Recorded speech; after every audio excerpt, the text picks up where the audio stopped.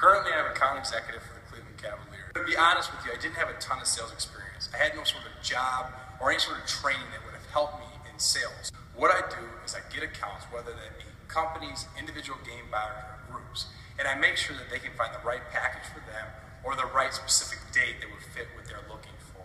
I work with clients, as I said, I also service them, so I make sure that they're happy, everything's going correctly, and it's what they want. Every day I use sales and communication to do my duties. I would say the most important tool, however, though, again, is the communication piece. With sales, you have to come across as confident, and you have to come across like you know what you're talking about. If you're not going to be confident to your client, how can you expect them to be confident in you?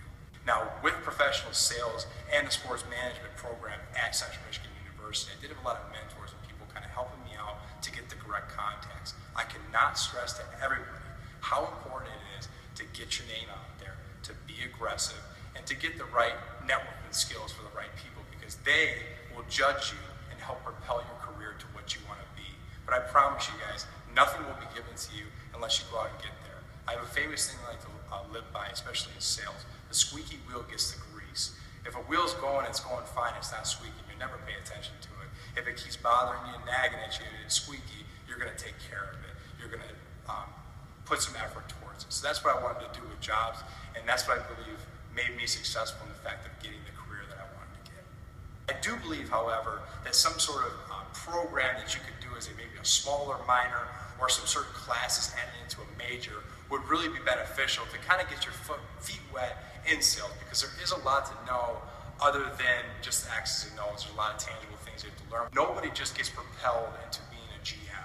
No one gets propelled into just being the head of communication. No one gets propelled into being the head of social media. You have to kind of pay your dues and walk the line. The way to do that for me, and the best opportunity that I saw, was in sales. And 90% of the time I see here from working in this organization that most of the people start in sales because it's kind of a grind position.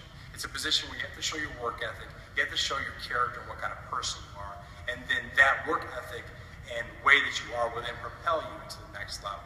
I really do think, however, that the sports management program does need to add sales classes in there. It does need to have a little more focus because it's such a pipeline to get to the careers you want to get to in sports management.